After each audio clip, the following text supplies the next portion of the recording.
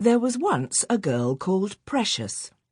That was her first name, and her second name was Ramotswe. And when all this happened, she was 9. 9 is a good age to be. Some people like being 9 so much that they really want to stay that age forever. They usually turn 10, however, and then they find out that being 10 is not all that bad either. Precious, of course, was very happy being 9. Like many of us, Precious had a number of aunts, 3 in fact.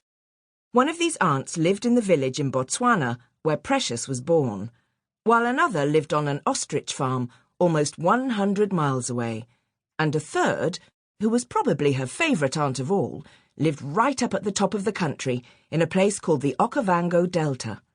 That's a lovely name, isn't it? Try saying it. Okavango.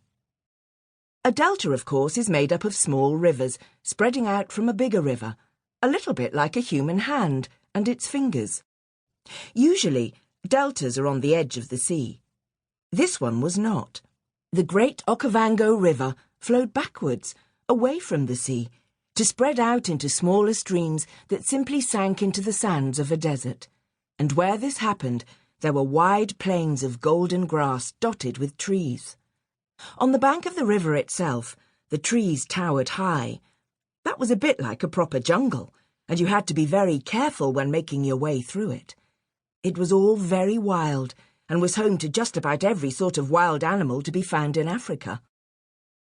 The aunt, who lived up there, was called Aunty Bee. Precious had been told her real name, but had forgotten it. Nobody ever called Aunty Bee anything but Bee. It was just the way it was. Aunty Bee was not one of those aunts who scold you or tell you what to do.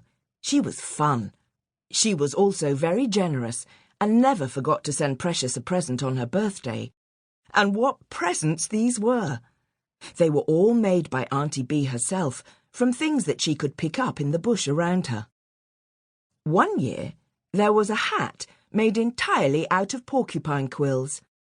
As you know, porcupines are very prickly animals that have coats made of extraordinary black and white quills. These are sharp, and if anything tries to attack the porcupine, all he has to do is shoot out these quills. The animal attacking him then learns a very painful lesson. Do not try to eat a porcupine. Indeed, some say that this is the very first lesson that a mother lion or leopard teaches her children. Do not try to eat a porcupine. Unfortunately, some of them do not listen, and this is what happens. The porcupine hat was made of quills that Aunty Bee had found lying around on a path. She picked these up and took them to make into a hat. Precious was very proud of it. "What a beautiful hat," people remarked. "May we touch it?" "Yes," said Precious, "but I wouldn't if I were you." Another present Aunty Bee sent one year was a bracelet made of twisted elephant hair. This was very special, as people said that elephant hair was lucky. Such bracelets were also very rare, as the elephant hair had to be plucked from the end of the elephant's tail, and it was very dangerous to do that. Elephants do not like you to pull their tails, even if all you want is to borrow a few hairs for a bracelet. Aunty Bee bought that elephant hair from a man who was very thin.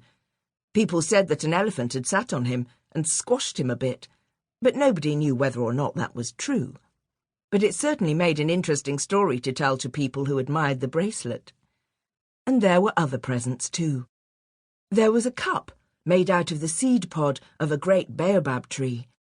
These trees are very wide and fat, so wide that it can take 20 people holding hands to go all the way round them. Think of that, 20 people. It was not just on her birthday that Precious heard from her Aunty Bee. Often a letter would arrive with news of what was happening up at the safari camp where she worked. A safari camp is a place where people go to make expeditions into the wilderness. They go out for days on end to see wild animals and take photographs of them. They live in tents and eat out in the open and usually enjoy themselves very much indeed.